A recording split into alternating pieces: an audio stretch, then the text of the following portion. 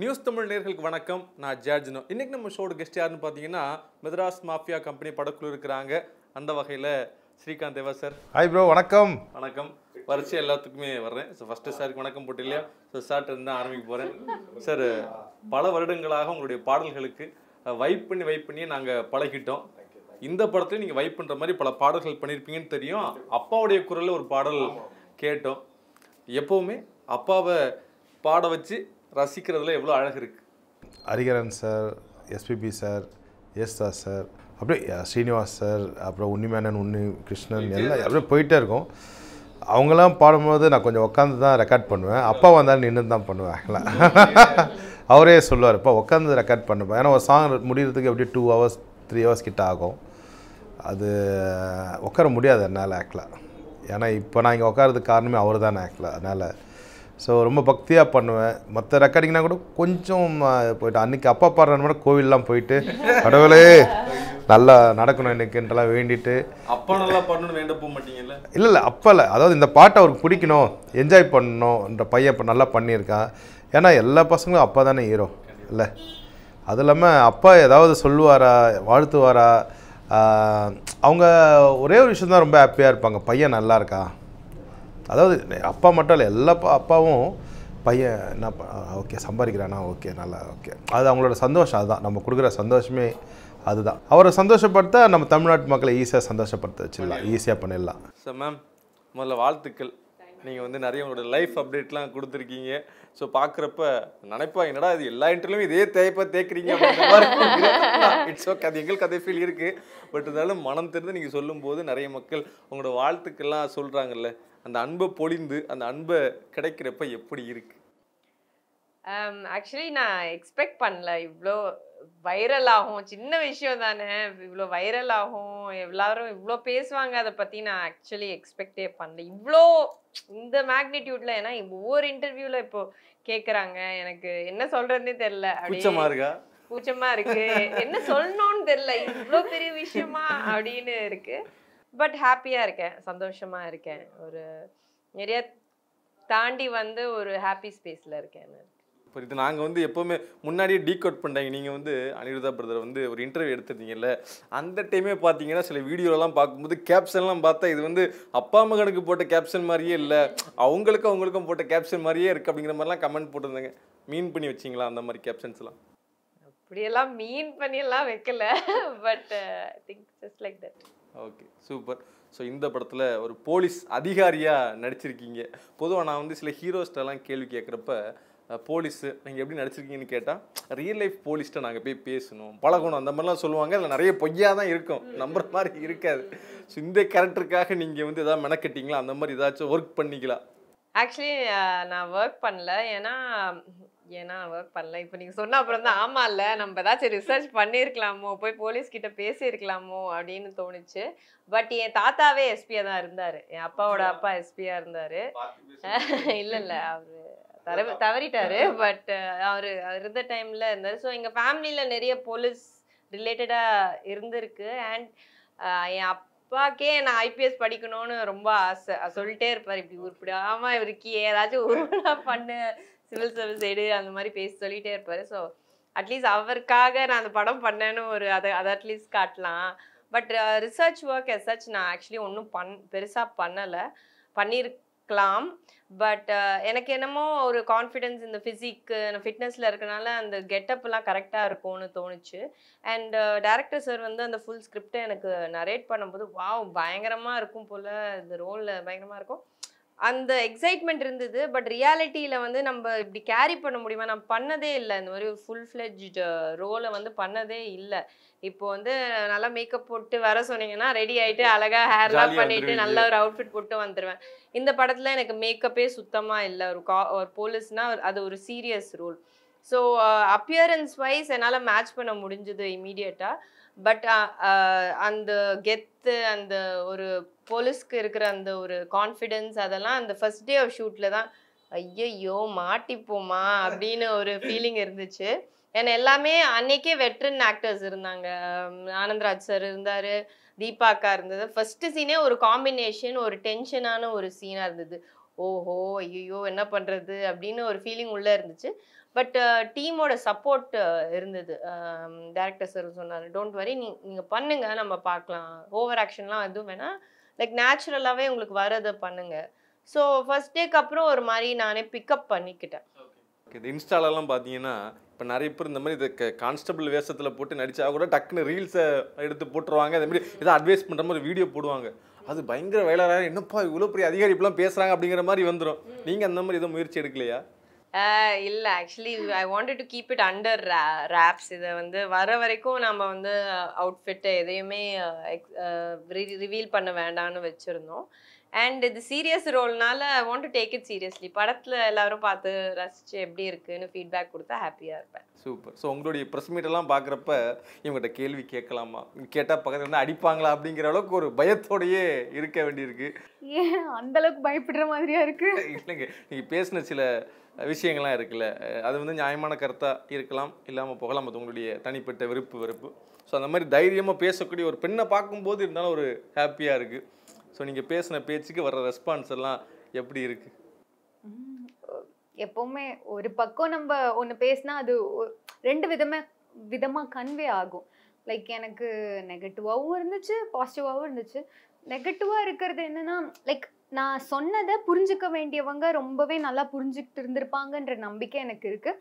அதுக்கு இடையில இருக்க சிலர் தான் என்னென்னா, அவங்க மேலே உள்ள பற்றுனால மேபி லைக் நீ என்ன பேச வந்துட்ட கோல் அந்த மாதிரி மேபி அதெல்லாம் வந்து ஓகே. நான் அதெல்லாம் பார்த்துருந்தா இவ்வளோ தூரம் நான் வந்திருக்க மாட்டேன்ல. ஃபர்ஸ்ட் நான் அதெல்லாம் பார்க்குற ஆளாக இருந்தால் சினிமாக்குள்ளே காலே எடுத்து வச்சிருக்க மாட்டேன். தமிழ் பேசக்கூடிய நிறைய நல்ல நடிகைகள் இருக்கும்போது ஏன் நீங்கள் வேறு ஆக்டர்ஸை சூஸ் பண்ணுறீங்க அப்படிங்கிறது பேசுகிறப்ப ஒரு ஆதங்கம் இருக்கிறது வெளிப்பட்டுச்சு. ஏன்னா இப்போது டக்குன்னு ஒருத்தங்க அப்படி பேசும்போது ஒன்று தோணாது. ரொம்ப நாளாக மனசுக்குள்ள ஒன்று இருக்கிறப்ப ஓகே இந்த மாதிரிலாம் நடக்குதுன்னு தெரிகிறப்ப தானே நம்ம அதை பற்றி பேசுவோம். ஸோ அந்த மாதிரி ஒரு எண்ணம் ரொம்ப நாளாகவே இருந்துச்சு அவங்களுக்கு? ரொம்ப நாளாவே இருந்துச்சு. ஃபர்ஸ்ட் இண்டஸ்ட்ரிக்குள்ளே வரும்போது என்ன ஏது எனக்கு எந்த ஐடியாவும் எதுவுமே இல்லை. லைக் போக போக போக இது வந்து ரிப்பீட்டாக நடக்கும்போது தான் அது வந்து ஒரு நாள் பர்ஸ்ட் ஆகும்ல, அந்த மாதிரி ஆன பர்ஸ்ட் தான்.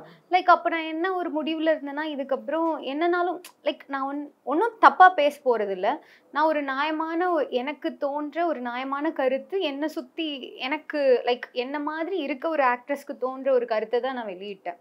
அதனால எனக்கு அந்த மாதிரி எதுலாம் ஆனால் ரொம்ப நாளாக இருந்த ஒரு விஷயந்தான் அது. கண்டிப்பாக. ஸோ நீங்கள் பேசினதுக்கப்புறமா நீங்கள் சொன்ன மாதிரி அது ரெண்டு விதமாக அது போச்சு. ஒன்று அதை பாசிட்டிவ் சைடாக நீங்கள் என்ன சொல்ல வரீங்க அப்படின்னு புரிஞ்சுக்கிட்டு பேசினவங்க ஒரு பக்கம், இன்னொரு பக்கம் இல்லை இவங்களுக்கு வந்து மாரி செல்வராஜ் சாருடைய ஐடியாலஜி பிடிக்கல, ஸோ அவங்க எடுக்கக்கூடிய அரசியல் பிடிக்கல, ஸோ அதனால தான் அவங்க மேலே அப்படி ஒரு கேள்வி வைக்கிறாங்க, ஸோ இவங்க வந்து சில பேர் சொல்லி வச்செல்லாம் இவங்க அப்படி பேசுகிறாங்க அப்படின்லாம் கேட்குறப்ப எப்படி இருந்துச்சு? இங்கே என்ன ஒன்றே ஒன்று எனக்கு புரியுதுன்னா, அப்போ நம்மளுக்கு மேலே ஒருத்தவங்க இருக்காங்கன்னா அவங்க பேரை கூட நம்ம சொல்லக்கூடாதா? அப்போ நான் ஒரு கீழே இருக்கேன், நான் ஒரு சாமானியனாக இருக்கும்போது நம்மளுக்கு மேலே இருக்கவங்க பேரை கூட நான் சொல்லக்கூடாதா? நான் வந்து கேட்ட கருத்து நியாயமான கருத்து, லைக் நாங்களும் இருக்கோம் பாருங்க அப்படின்றது தான். ஆனால் அது வந்து இப்படி மாறுபட்டு புரிதலில் இப்படி போயிருக்கு. அதனால அவ்வளோதான். ஓகே. ஸோ மதிமாறன், அதுக்கப்புறமா கடைசியில் காந்தி கண்ணாடி படம் பண்ணியிருந்தீங்க, இந்த படம். ஸோ ஒவ்வொரு குற்றம் தவிர கூட பண்ணுவோம். நான் தான் மியூசிக் அதை கேட்கல. குற்றம் தவிர வந்து ஸ்பெசிஃபிக்காக ஒரு பாடல் வச்சு கேட்கலான்னு ஆசைப்பட்டு. சூப்பரான சாங். குற்றம் தவிர ஒரு பாடல் வரும், அந்த பாடல்ல ரொம்ப அழகான குத்து சாங்கா இருக்கும். நீங்க ரெண்டு பேருமே ஒரு ஸ்டெப் எல்லாம் இந்த மேல இப்படி கையை போட்டு ஆடி இருப்பீங்க. நான் வந்து 4-5 தடவை அந்த பாட்டெல்லாம் கேட்டேன். உண்மையே சொல்றீங்களா? சீரியஸா சொல்லிக்கிட்டு இருக்கீங்க. அந்த படத்தை பத்தி நீங்க பேசின கண்டென்ட் கூட எனக்கு நல்லா ஞாபகம் இருக்கு. அந்த பாட்டு எடுக்கிறப்ப நாங்கள் செண்டெல்லாம் அடிச்சு ஒரு மாதிரி பெர்ஃபார்மன்ஸ் பண்ணோம் அப்படின்லாம் சொன்னீங்க. ஸோ எப்படி நிறைய ஒர்க் பண்ணிட்டு தான் வந்திருக்கோம். ஸோ எப்படி அந்த ஒவ்வொரு படத்துக்கும் படம் ஏதாவது டிஃப்ரெண்ட் ஆகுதா? இல்லை, அந்த ப்ரெஸ் மீட் அப்போ நான் ஊரில் இல்லை ஆக்சுவலாக. அதில் நானும் வந்திருக்கணும். நாங்கள் முன்னாடி சொல்லிட்டேன் டேரக்டர்கிட்ட ப்ரொடியூசர்கிட்டயோ. ஓகே, அந்த டைம் ஆஸ்திரேலியா ஒரு 15 days அதெல்லாம் தான் வர முடியல. என்ன நடந்ததுன்னே தெரியல எனக்கு ஆக்சுவலாக. சாங்க்கு முன்னாடியா ரொமான்ஸ் சீன் அப்போ சார் வந்து உங்களுக்கே தெரியும், பொண்ணுங்க கிட்ட அவ்வளவு பேசவே மாட்டாங்க. நீங்க எப்படி ஒருத்தரை மெதிச்சுட்டு 1000 வாட்டி தொட்டு கும்பிடுறீங்களோ, அப்புறம் என்ன இப்படி தொட்டுட்டு 1000 வாட்டி சொல்லக்கூடிய ஒரு ஆர்டிஸ்ட், ஒரு நல்ல மனிதர். அப்ப என்னன்னா ரொமான்ஸ் சீன் எங்களுக்குள்ள ரொமான்ஸ்க்கு வந்து சாருக்கு வந்து கொஞ்சம் ரொம்பவே கூச்சமா இருந்தது. அப்போ நாங்களும் நிறைய ரொமான்ஸ் சாங்லாம் போட்டு டைரக்டரும் காமிச்சு ஒன்றும் ஆகல. அப்போ என்னன்னா மேக்கப் ஆர்டிஸ்ட் யூடியூப்ல பார்த்துட்டு நாங்கள் பண்ணதான் என்னன்னா, ஒரு பர்ஃப்யூம் எடுத்து இங்கேருந்து இங்கே போட்டுட்டு ஆக்சுவலாக இங்கேருந்து இப்படி வர மாதிரி இருக்கும். அது திரும்பி எக்ஸ்பிளைன் பண்ணணுமா? இங்க இருந்து இங்க வரும்போது ஆட்டோமேட்டிக்கா பர்ஃப்யூம் இங்க மட்டும் தானே இருக்கும். தன்னை அறியாமலே கண்ண மூடி அப்படி பண்ணிட்டாங்க. Short okay. அது எத்தனை ஷார்ட் போனோன்னா ஒரு 22 ஷார்ட் போயிருப்போம். லைக் டைரக்டர்லாம் வந்து யோ பொம்பளை புள்ள பண்றாங்க, நீங்க பண்ணுங்களேன்ற மாதிரி. அதை பத்தி தான் ரொம்ப ஃபீல் பண்ணி ஆடி இருந்தாங்களே. ஸோ அந்த மாதிரி இப்போ ஃபீல்டுக்குள்ள வந்ததுக்கு அப்புறமா ஃபீல் பண்ணி நடிக்கிற அனுபவம் ஜாஸ்தியா இருக்கான்னு கேட்க வந்தேன். நீங்க கேட்ட ஃபீல் ரொம்ப நல்லா இருக்கு. ஆமா கண்டிப்பா ரொம்பவே நல்லா இருக்கு. எனக்கு ஒரு கேரக்டர்ஸுமே நான் வந்து ஒரு சேலஞ்சிங்கா ஏதாவது ஒரு யூனிக்கா இருக்கணும் லைக் அப்படிதான் நான் எடுக்கிறேன். இங்கேயுமே வந்து வெரோனிகா லைக் எல்லா பெண்களுமே வந்து மேபி என்ன மாதிரி நிறைய எல்லா பெண்களுக்கும் இருக்கும்னு நினைக்கிறேன்.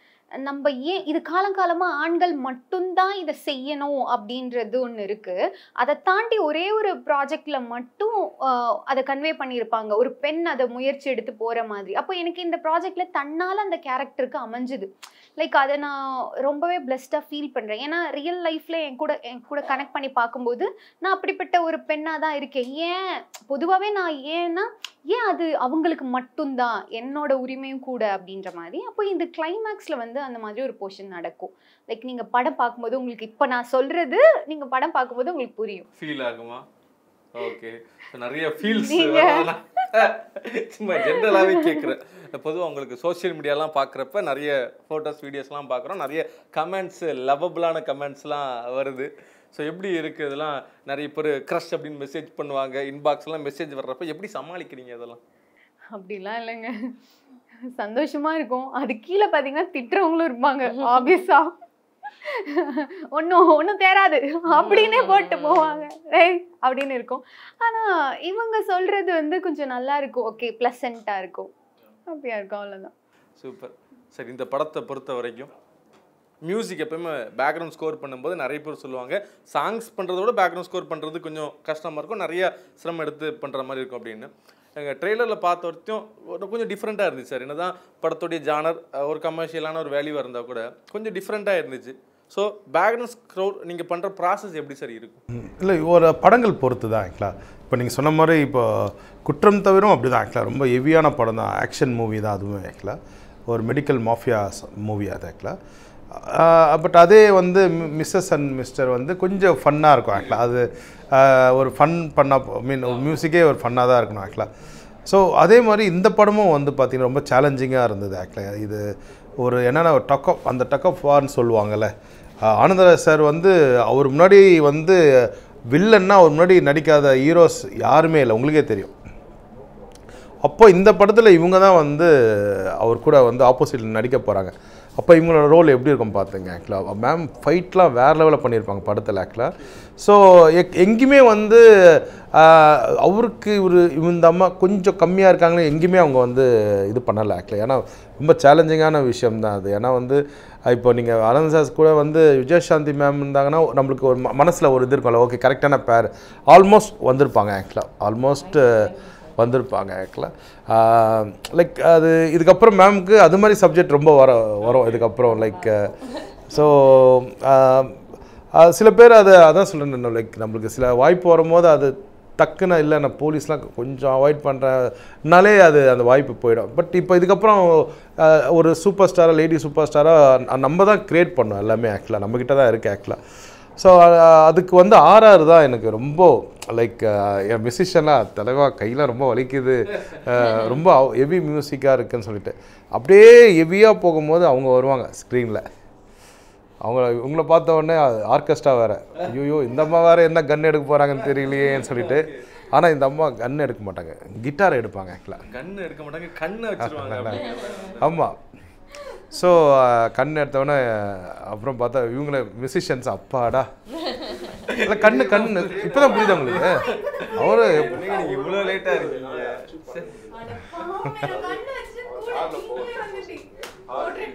ஸோ அந்த அம்மா வந்து லவ் கிட்டார் எடுத்தோடனே அந்த மியூசிஷியன்ஸ் அப்பாடா நம்மளுக்கு கொஞ்சம் பிரேக் இருக்குதுன்னு சொல்லிட்டு எல்லாம் போய் ரிலாக்ஸ் பண்ண போயிடுவாங்க.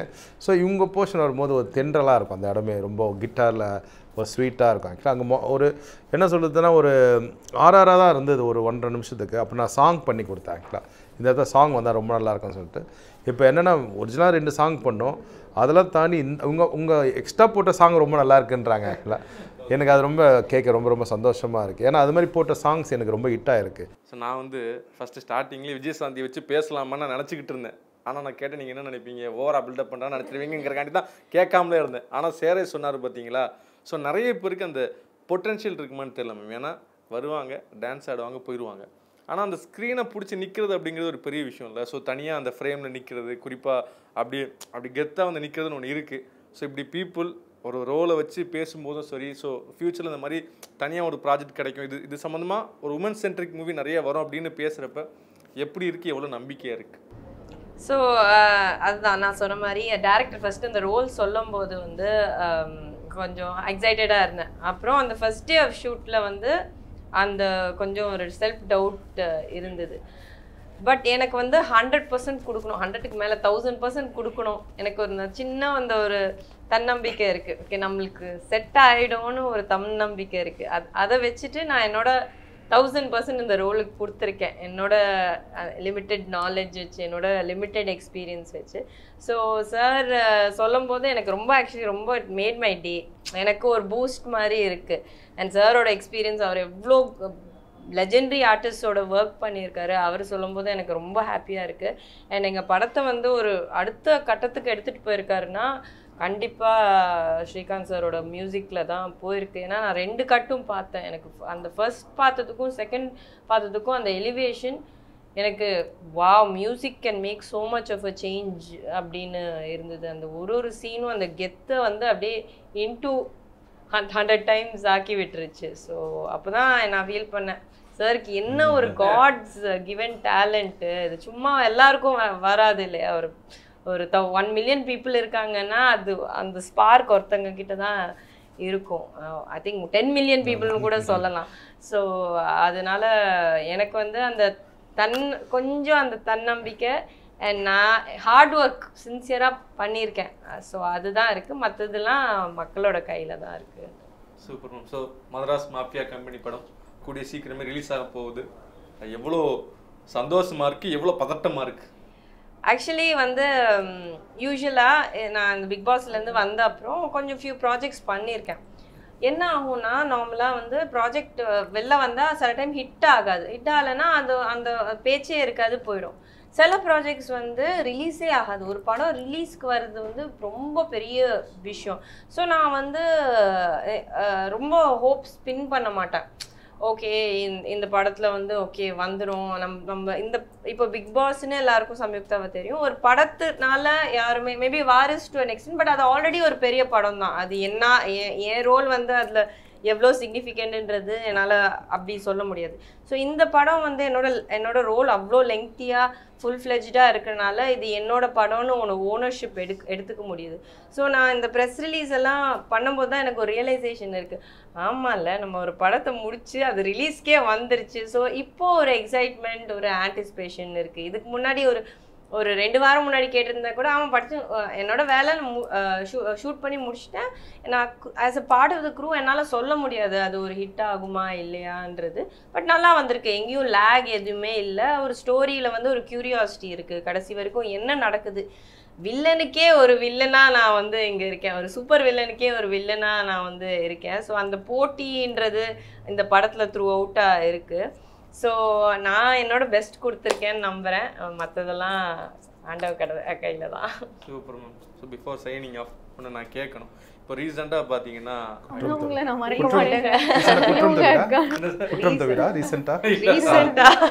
வேற ஒரு விஷயம் சார், கண்ணு வச்சா போதுன்னு ஏதோ சொன்னீங்களே, மறக்க மாட்டேன். யதார்த்தமா சொன்னேன். இப்படி யதார்த்தமா எல்லாரும் சொல்ல போய் தான் இது வந்து பெரிய விஷயம் ஆயிடுச்சா உங்களால முடிஞ்சது. ஸோ ரீசெண்டாக பார்த்தீங்கன்னா ஒரு கான்ட்ரவர்சி ஒன்று போய்கிட்டு இருக்கு. அதாவது இப்போ கௌரி கிஷான் அவர்கள் ஒரு நிகழ்ச்சி கலந்துக்கிட்டாங்க. ஸோ உருவக்கேலியை பற்றி ஒரு யூடியூபர் கேட்ட கேள்வி இன்னைக்கு ஒரு மிகப்பெரிய பேசுபொருளாக மாறி இருக்கு. இன்ஃபேக்ட் பெரிய பெரிய மீடியாலாம் அதுக்கு அகேன்ஸ்டாக பேசிக்கிட்டு இருக்காங்க, இப்படி பேசுனது தப்பு அப்படின்னு. ஸோ இது வந்து ஒரு நடிகிட்ட கேட்க முடியுமான்னா இல்லை. ஒரு ஹீரோட்ட போய் நீ வந்து 70 வயசு ஆயிருக்கு, நீ ஏன் ஒரு 30 ஏஜ் 40 ஏஜ் பொண்ணுகிட்ட நடிக்கிறேன்னா அதை கேட்க மாட்டாங்க. ஸோ இந்த மாதிரி ஆணுக்கு ஒன்று பெண்ணுக்கு ஒன்றுன்னு நினைக்கிறாங்கல்ல. ஸோ ஏன் இது இன்னும் நடந்துக்கிட்டு இருக்கு? அந்த விஷயத்தை கௌரி கிஷன் கரெக்டாக ஹேண்டில் பண்ணான்னு நினைக்கிறீங்களா? ஆக்சுவலாக நம்ம நல்லா பார்த்தோம்னா இந்த வேறுபாடு எங்கேருந்து நீ பெரியவன் நான் இது நீ எப்படி பேசலான்னு என்னை பார்த்து வந்த கேள்விகளாக இருக்கட்டும் எல்லாருமே இந்த வேறுபாடுன்னு ஃபஸ்ட்டு எங்கேருந்து ஆரம்பிக்குதுன்னா நீ ஆண் நீ பெண் இங்கேருந்து தான் இந்த வேறுபாடுகளே ஆரம்பிக்குது. தனித்தனியாக நான் இந்த வேலை செய்கிறேன் நான் இவன், நான் இந்த வேலை செய்கிறேன் நான் அவங்க கிட்ட வேலை செய்கிறேன் நான் அவன் அப்படின்ற வேறுபாடு. இந்த ஆண் பெண் வேறுபாடு அங்கேயே ஆரம்பிச்சிருச்சு. லைக் இது நம்ம பேசியோ இதுக்கப்புறம் நான் சரிசமோன்னு சொல்லி இங்கே ஒன்றும் இல்லை. அது வந்து நம்ம கூட இருக்க இப்போ நான் பார்க்குறேன் என்னோட ஜென்ரேஷன்ஸில் என்னோட தம்பிங்களாக இருக்கட்டும், லைக் நான் பார்க்குறேன் ஃப்ரெண்ட்ஸாக இருக்கட்டும், ஈக்குவலாக பார்க்குறாங்க ஒருத்தர். ஓகேம்மா நீ இந்த வேலை பண்ண நான் இந்த வேலை பண்ணுறேன், இந்த மாதிரி ஒரு ஈக்குவல் அண்டர்ஸ்டாண்டிங் இப்போ வந்துக்கிட்டு இருக்கு. ஆனால் கௌரி சங்கர் அவங்கள வந்து உருவக்கேலியாக ஆமாம் நீங்கள் என்ன வெயிட் அந்த மாதிரி ஏதாவது கேட்டிருந்தா அது அவங்களுக்கு என்ன ஊண்டிங்காக இருந்துச்சுன்னு நம்மளுக்கு தெரியாதுல்ல. இப்போ என்னோட ஆதங்கம் ஏன் அங்கே வந்து ரொம்ப பெருசாக இருந்துச்சுன்னா ஏன்னா நான் 5 வருஷமாக அதை ஃபேஸ் பண்ணுறேன். மேபி கௌரி சங்கரை பார்த்து கூட மேபி எல்லாரும் வந்து நீங்கள் ஏன் சப்பியாக இருக்கீங்க நீங்கள் கொஞ்சம் ரெடியூஸ் அவங்களுக்கு அவங்களோட உடம்பு பிடிச்சிருக்குங்க, அவங்க கம்ஃபர்டபுளாக இருக்காங்க, அதை வந்து அந்த மாதிரி ஒரு கேரக்டருக்கு அந்த டேரக்டருக்கு தேவைப்பட்டிருக்கு. ஸோ அது ஆனால் இவங்க வந்துட்டு இதை கேட்கும்போது மேபி அவங்களுக்கும் ஒரு ஊண்டிங் இருக்கும்ல, இல்லைன்னா அந்த ஆதங்கம் டப்புன்னு ஒரு நாள்ல வர்றது இல்லைல்ல. ஏன் நீங்க வந்து நாங்க தான் உங்களை கேட்கணும், நீங்க மீடியா நீங்க ஏன் இந்த கொஸ்டின்ஸை வந்து மேல் ஆர்டிஸ்ட் கிட்ட கேட்கறது இல்ல? ஏன் குண்டா இருக்கீங்க ஏன் நீங்க சொல்லுங்க, ஏன் உமனை பார்த்து மட்டும் கேக்குறீங்க, ஏன் குண்டா இருக்கீங்க ஏன் அந்த மாதிரி ஏன் கேள்வி உமனுக்கு மட்டும் கேக்குறீங்க? சூப்பர். ஸோ படம் வெளியாகி மிகப்பெரிய வெற்றியை வாழ்த்துக்கள். நன்றி. நன்றி.